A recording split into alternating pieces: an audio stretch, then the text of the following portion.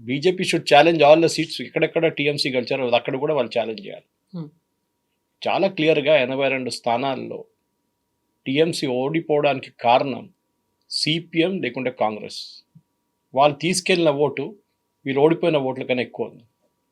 Naturally చాలా examples ఉన్నాయి అట్లాంటి. సో మీకు కావాలి నేను చెప్తాను కూడా, that is not a major issue. కానీ మమతా బెనర్జీ చేసే ఈ ఆరోపణని మనం డెఫినెట్గా చాలా లైట్గా తీసుకోవాలి, ఎక్కువ సీరియస్గా తీసుకోక్కర్లేదు. She is not really serious about what she is saying. ఇట్లాంటి పరిస్థితుల్లో let us look at for example, ఇప్పుడు బీజేపీకి 207 స్థానాలు ఉన్నాయి కవిత గారు, తృణమూల్కి 80 ఉన్నాయి. మమతా బెనర్జీ ఏం చెప్తుంది, 100 సీట్లు మా వైపు నుంచి పోయింది అంటున్నారు. ఓకే, దట్ మీన్స్ ఆమె 180 టార్గెట్ చేస్తుంది అనమాట. నేను ఎగ్జాంపుల్స్ ఇస్తాను మీకు.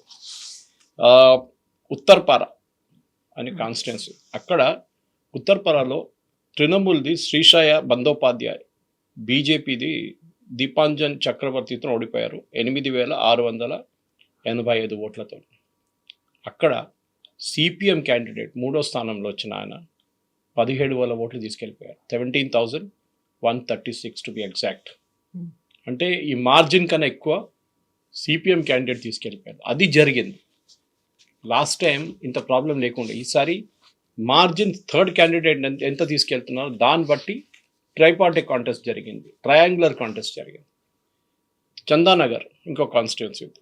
చందానగర్లో తృణమూల్ ఇంద్రనీల్ సెన్ బీజేపీ దీపాంజన్ కుమార్తో ఓడిపోయారు 13,441 ఓట్లతో.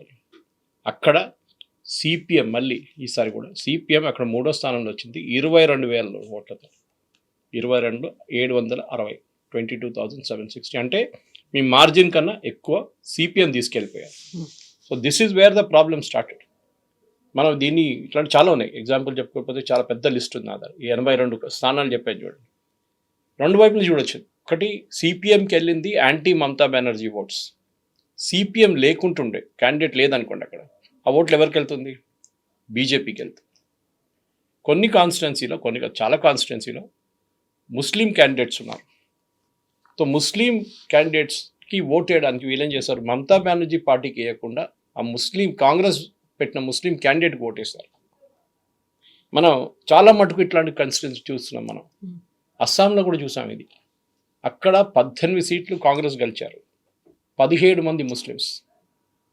సో నిన్న నేను కూడా ట్వీట్ చేశాను, ముస్లిం కాంగ్రెస్ పార్టీ అని నేమ్ చేస్తే బాగుంటుందని. ఎందుకంటే ఈ పరిస్థితుల్లో కాంగ్రెస్ వైపు నుంచి వీళ్ళు ఇప్పుడేం చేయలేరు. కాంగ్రెస్ పార్టీ సిపిఎం చాలా బాగా ఓట్లు తీసుకెళ్లారు ఈసారి, బట్ ఇద్దరిది పర్సంటేజ్ ఆల్మోస్ట్ ఈక్వల్. కాంగ్రెస్ 2 సీట్లు గెలిచారు వెస్ట్ బెంగాల్లో, 1 సీట్ సిపిఎం గెలిచారు. కానీ మమతా బెనర్జీ ప్రాబ్లం ఉంటే ఆమె ఎలక్షన్ కమిషన్ మీద కాదు ఆరోపణ చేయడం, she has to go and file a petition in the court. అక్కడనే జరుగుతుంది. చూద్దాం, 45 రోజులు టైం ఉంటుంది, దట్స్ అ డెడ్ లైన్. మీరు ఎప్పుడో 6 నెలల తర్వాత వెళ్ళారు, 45 రోజుల లోపలనే ఈ పిటిషన్ ఫైల్ చేయాలి. ఈ డ్రామాలు, నేను రాజీనామా చేయను, నేను ఓడిపోలేదు, childish. She 70 years old. 70 year old కన్నా మెచ్యూరిటీ ఆమెకి లేదు. ఒక స్ట్రీట్ ఫైటర్ అంటే అదంతా యాక్సెప్ట్ చేస్తాం. కానీ ఇదేంటిది, మీరు ఓడిపోతే, ఫరూక్ అబ్దుల్లా ఒకసారి రాహుల్ గాంధీని అన్నారు, ఇది ఓడిపోతే ఓడిపోయిందని యాక్సెప్ట్ చేయండి. నేను కూడా ఎలక్షన్ దీనికన్నా ముందు ఓడిపోయాను, మళ్ళీ పోరాటి గెలిచాను ఈసారి అని చెప్పాను. It was last assembly election మాట్లాడుతారు. అది రాహుల్ గాంధీ ప్రాబ్లం కూడా. ఆయనే అంటున్నారు మమతా బెనర్జీ ఇది 100 సీట్లు నేను కూడా యాక్సెప్ట్ చేస్తున్నాను ఓట్. వాళ్ళ పార్టీ వాళ్ళు అంటున్నారు వెస్ట్ బెంగాల్, అది వాళ్ళు పండగ చేసుకుంటున్నారు. సో ఈ సైడ్ డోంట్ సెలబ్రేట్ దీదీస్ డిఫీట్. ఆమె మళ్ళీ కాంట్రడిక్టరీ స్టేట్మెంట్ చేశారు కవిత గారు. ఇదే ప్రెస్ కాన్ఫరెన్స్ ఆమె ఉంటుందని, ఇప్పటి నుంచి నేను ఫ్రీ అయిపోయాను, నాకు పనేం లేదు, ఇప్పుడు నేను భారతదేశం అంతా తిరుగుతాను, నేను ఇండియా అలయన్స్ని స్ట్రెంగ్తన్ చేస్తానని. ఇప్పుడు రాహుల్ గాంధీ భయం వేస్తుంది, నా పొజిషన్ ఏమవుతుందో. ఎందుకంటే ఆయన ఇప్పుడు దాకా ఇండియా అలయన్స్ ఫేస్గా చూపించుకున్నారు వీళ్ళందరూ. సడన్గా ఇండియా అలయన్స్లో ఇప్పుడు మమతా బెనర్జీ వచ్చేస్తుంది, ఆమె అంటే నేనే నెంబర్ 1 అంటారు. వీళ్ళ వైపు నుంచి చేసిన తప్పులు వీళ్ళు అంగీకరించట్లేదు. నిన్న రాత్రి నుంచి నాకు చాలా మటుకు మెసేజెస్ వచ్చినాయి మా ఫ్రెండ్స్ దగ్గర నుంచి, బెంగాలీ ఫ్రెండ్స్, కల్కట్టా నా వాళ్ళ దగ్గర. వాళ్ళు అంటారు, ఒక ఆయన అయితే అన్నారు, ఈజ్ మై క్లాస్మేట్, వాళ్ళ మెయిడ్ సర్వెంట్ని అక్కడున్న ఒక ముస్లిం లీడర్, టీఎంసీ లీడర్ చాలా హెరాస్ చేస్తుండే అంట, సెక్షువల్లీ హెరాస్ చేస్తుండే. చాలా పోలీస్ స్టేషన్కి వెళ్ళారు, కేసేసారు, ఏం చేయలేదు వాళ్ళు పోలీసు వాళ్ళు. నిన్న రాత్రి ఆమె భర్త వాళ్ళ చుట్టుపక్కల అందరు చుట్టాలు వెళ్ళి వాళ్ళని కొట్టారు నిన్న రాత్రి. ఆ కోపం, she's not a BJP person. ఆ ఇండివిజువల్గా మీరు చూస్తుంటే చాలా వీడియోలు వెళ్ళి లిటరల్లీ చితపోతున్నారు వాళ్ళని. They are literally beating them up. ఆ ఫ్రస్ట్రేషన్ 10 సంవత్సరాలు 15 సంవత్సరాలు first 5 years was good. Last 10 yearsలో సందేశ్ ఖాళీ ఇలాంటి ఇన్సిడెంట్ జరిగినప్పుడు కూడా యాక్సెప్ట్ చేయలేదు మమతా బెనర్జీ. ఆర్జీ కార్ ఇన్సిడెంట్ జరిగినప్పుడు మీ అమ్మాయిని ఎందుకు రాత్రి పంపిస్తారు, అది డైలాగ్. నిన్న సాయి దీపక్ గారు, సాయి దీపక్ లీడింగ్ లాయర్ మనకు తెలిసింది, ఆయన ఒక సిరీస్ ఆఫ్ ట్వీట్స్ పెట్టారు. ఇది మన నుపూర్ శర్మ కేసు నుంచి వస్తుంది. That is not Nupur Sharma BJP, Nupur Sharma of of India. ఆమె కలకట్టాలో ఉన్నప్పుడు వాళ్ళ ఒక స్టోరీ ఆమె రాసింది. అక్కడ రెగ్యులర్గా 30-40 మహిళలు తీసుకెళ్ళి రేప్ చేస్తారు వీళ్ళు, టీఎంసీ గుండాస్. దాని ప్రూఫ్తో సహా ఆమె ఒక ఆర్టికల్ రాసింది ఆప్ ఇండియాలో. ఆమె వ్యతిరేకంగా కేసులు, ఆమె హస్బెండ్ని అరెస్ట్ చేయడానికి వెళ్ళారు, వాళ్ళ నాన్నగారిని అరెస్ట్ చేయడానికి వెళ్ళారు. లాస్ట్ ఆమె పారిపోయింది కలకట్టా నుంచి పిల్లలతో. చిన్న అమ్మాయి ఉంది, అమ్మాయితో పారిపోయారు. ఇల్లు కూడా అమ్మాల్సి వచ్చింది అక్కడ.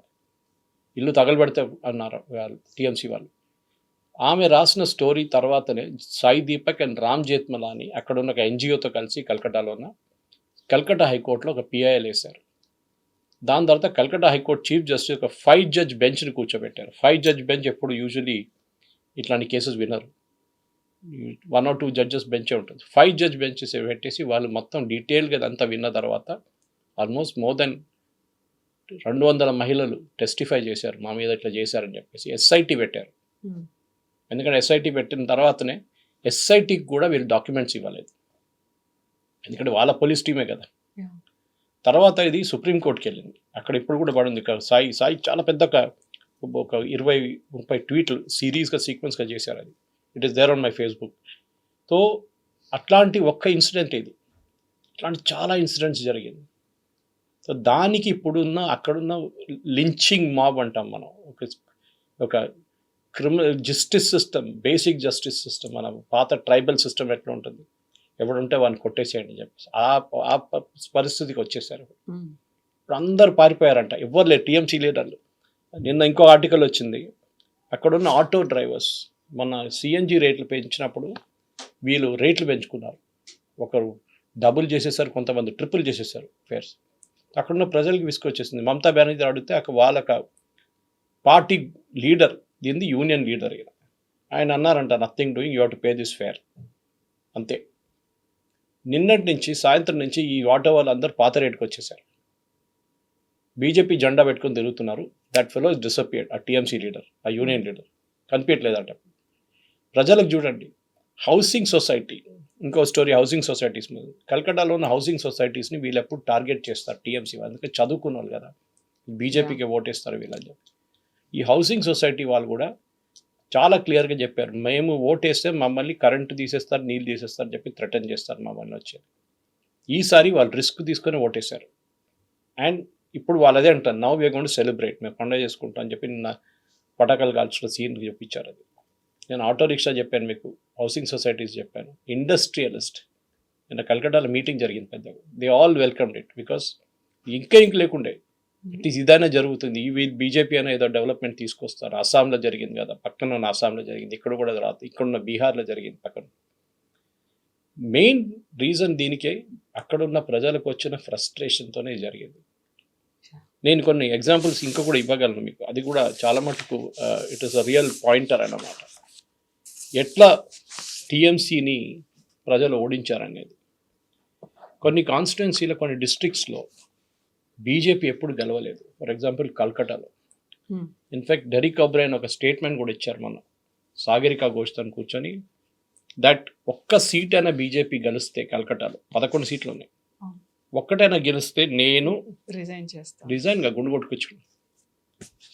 నిన్న అందరూ అదే అడుగుతున్నారు, ఎక్కడున్నాడు ఈయన టెండర్ వేశారా అని చెప్పేసి. I will give an example. Jalpaiguri 7 సీట్లు ఉన్నాయి బీజేపీ, నార్త్ బెంగాల్ 7 గెలిచేశారు. Alipurduar again North Bengal 5 సీట్లు ఉన్నాయి, 5 గెలిచేశారు. కలింపాంగ్ లాస్ట్ టైం ఆ సీటు టీఎంసీ దగ్గర ఉండే, ఈసారి బీజేపీ గెలిచారు. డార్జిలింగ్ 5 సీట్లు, 5 బీజేపీ గెలిచారు. బట్ ఇదంతా బీజేపీ స్ట్రాంగ్ హోల్డ్. యాక్చువల్ చూడాలంటే మనం కలకట్టా వైపు రావాలి. కలకట్టాలో 11 సీట్లలో లాస్ట్ టైం 11 టీఎంసీ గెలిచారు. దానికన్నా ముందు కూడా బీజేపీ ఎప్పుడు గెలవలేదు అక్కడ. ఈసారి బీజేపీకి 6 సీట్లు వచ్చినాయి అక్కడ, టీఎంసీకి 6 సీట్లు వచ్చినాయి. ఎట్లా వచ్చింది, ఇది క్వశ్చన్ అనమాట. సో ఈ క్వశ్చన్ నెక్స్ట్ 24 పర్గనాస్ అక్కడ కూడా ఎప్పుడు టీఎంసీకి వస్తుండే కంప్లీట్గా. ఈసారి 19 సీట్లు వచ్చినాయి, బీజేపీకి 10 సీట్లు అయినా వచ్చాయి. హౌరా తీసుకోండి, సేమ్ కేసు, బీజేపీ ఇక్కడ ఏం లేకుండా 16 సీట్లలో 9 టీఎంసీ, 7 బీజేపీకి వచ్చింది. అర్బన్ ఏరియాస్లో బీజేపీ ఈసారి చాలా బాగా పర్ఫామ్ చేశారు. ఎందుకు బీజేపీని ఎప్పుడు అర్బన్ పార్టీ అంటారు. మన వైపు కూడా సికింద్రాబాద్ ఎప్పుడు గెలుస్తూనే ఉంటారని చెప్తారు. మల్కాజిగిరి గెలిచారు ఈసారి. సో బీజేపీ అర్బన్ పార్టీ అంటారు. అండ్ కల్కటాలో అంటే వెస్ట్ బెంగాల్లో ఎప్పుడు అర్బన్ ఏరియాలో గెలవలేదు బీజేపీ. జస్ట్ లైక్ తమిళనాడులో సిటీలో ఎప్పుడు బీజేపీ గెలవలేదు ఇప్పుడు దాకా. So this is the main change. ఈసారి వచ్చిన చేంజ్ అంటే ఓటర్లు భయపడకుండా సిఆర్పిఎఫ్, సిఐఎస్ఎఫ్, బిఎస్ఎఫ్ ఉన్నారని చెప్పి వచ్చి బూత్కి వచ్చి ఓటేశారు. ఒక కాన్స్టిట్యున్సీ ఫలితా అని చెప్పి అక్కడ రీపోలింగ్ జరగబోతుంది. అక్కడ ఈసీసీటీవీ ఆఫ్ చేసేసి ఈవీఎంలు కొట్టుకుంటూ కూర్చున్నారు వీళ్ళు, టీఎంసీ వాళ్ళు. అక్కడ ఉన్న పోలింగ్ ఆఫీసర్లు ఏం చేయలేకపోయారు, భయపడ్డారు. సిఆర్పిఎఫ్ ఇంటర్ఫియర్ చేస్తే కూడా వీళ్ళు పట్టించుకోలేదు. లాస్ట్లో వీళ్ళు సిఆర్పిఎఫ్ ఇన్ఫార్మ్ చేస్తే ఎలక్షన్ కమిషన్ యాక్షన్ తీసుకున్నారు. సో మమతా బెనర్జీ ఒకటి మాట అర్థం చేసుకోవాలి, డిక్టేటర్స్ అనేది ఇవాళ ఎండ్ ఇట్లనే ఉంటుంది. రోడ్ మీద మీరు మిమ్మల్ని గుంజి తీసుకొచ్చి కొడతారు. మమతా బెనర్జీ కొట్టడం చెప్పట్లేదు, కానీ వాళ్ళ పార్టీ లీడర్స్ని చేస్తున్నారు. మనం కల్కటాలో చూస్తున్నాం, ప్రతి 5 నిమిషాలకు ఒక వీడియో వస్తుంది, కల్కటాలో జరుగుతుంది. సో వెస్ట్ బెంగాల్లోనేమో అక్కడ బీజేపీకి మెజారిటీ ఉంది, బట్ సీఎం ఎవరవుతారు అనేది ఒక క్లారిటీ లేదు. తమిళనాడులోనేమో విజయ్ సీఎం అవుతాడు అని ఉంది, బట్ ఆ మెజారిటీకి ఎవరు సపోర్ట్ ఇస్తారు అనే దాంట్లో. సో ఈ 2 క్వశ్చన్స్కి ఏం చెప్తారు మీరు? తమిళనాడు తీసుకుందాం ఫస్ట్. తమిళనాడు డౌట్ లేదు, ఎందుకంటే కాంగ్రెస్ సపోర్ట్ చేస్తారు ఎట్లా. ఎందుకంటే దీనికన్నా ముందు కూడా మీకు గుర్తుంటుంది, దగ్గర పొత్తు పెట్టుకున్నప్పుడు రాహుల్ గాంధీకి అసలు నచ్చలేదు ఈ పొత్తు డిఎంకేతో. అప్పుడు టీవీకే టచ్లో ఉన్నారు కాంగ్రెస్తో, మనం ఒక అలయన్స్ పెట్టుకుందామని చెప్పి. కానీ ఇండియా అలయన్స్ చెప్పి స్టాలిన్ని భయపడి అక్కడున్న లోకల్ కాంగ్రెస్ లీడర్స్ రాహుల్ గాంధీని కన్విన్స్ చేశారు, మనం డిఎంకేతోనే పొత్తు పెట్టుకోవాలని చెప్పేసి. అప్పుడు కూడా మీకు గుర్తుంటుంది, వీళ్ళు నెగోషియేషన్స్ టైంలో మాకు మినిస్టర్షిప్ కావాలన్నారు, గెలిస్తే మీకు పదవి కావాలి మాకంటే Stalin said nothing doing, this is only for election, మీకు తీసుకోండి 25 సీట్లు, మీకు అది కూడా లేదు. ముందు వీళ్ళు 65 సీట్లు అడిగి తర్వాత దిగొచ్చారు 25 కాంగ్రెస్, తీసుకోండి. సో ఈసారి కాంగ్రెస్కి ఇప్పుడు డిఎంకే అలయన్స్ నుంచి కాంగ్రెస్ బయటకు వచ్చేస్తారు, ఇండియా అలయన్స్లో ఉండరు. ఇప్పుడు they will be a part of TVK. అటువైపు నేను ఇప్పుడు వింటున్నాను బట్ ఏఐడిఎంకే కూడా సపోర్ట్ చేస్తారు, మేము ఎన్డీఏ నుంచి బయటకు వచ్చేస్తాము. యాక్చువల్లీ బీజేపీకి కావాల్సింది అది, అన్నిటికంటే పెద్ద బీజేపీకి పాజిటివ్గా ఉండబోయేది ఏఐడిఎంకే వాళ్ళు వెళ్ళిపోతే బీజేపీ అన్నామలై గారిని రిటర్న్ తీసుకొచ్చి మళ్ళీ పార్టీని రీబిల్డ్ చేయాల్సి వస్తుంది. 5 సంవత్సరాలు వాళ్ళు ఏం చేశారు, అన్నామలై గారు చేసిన మొత్తం వేస్ట్ అయిపోయింది. మళ్ళీ పాప ఆయన తీసుకొచ్చి మళ్ళీ డెవలప్ చేయాల్సి వస్తుంది పార్టీని. ఆ నయనార్ నాగేంద్రన్ లాంటి ఎందుకు తీసుకొచ్చారు ఎవరు అర్థం కావట్లేదు నాకు. I think that one of the biggest blunder BJP senior leadership చేసింది ఈ ఏఐడిఎంకే పెట్టుకున్న పొత్తు. Let Annamalai work on the ground. TVK 2 సంవత్సరాలు ఇంత మట్టుకు ముందుకు వస్తే మళ్ళీ అన్నామలై గారు ఎందుకు చేయలేరు? And TVK is not Dravidian party. మళ్ళీ మీరు ద్రవిడియన్ అంటే మళ్ళీ చెప్పుకోవచ్చు ద్రవిడియన్ లింక్ లేదు.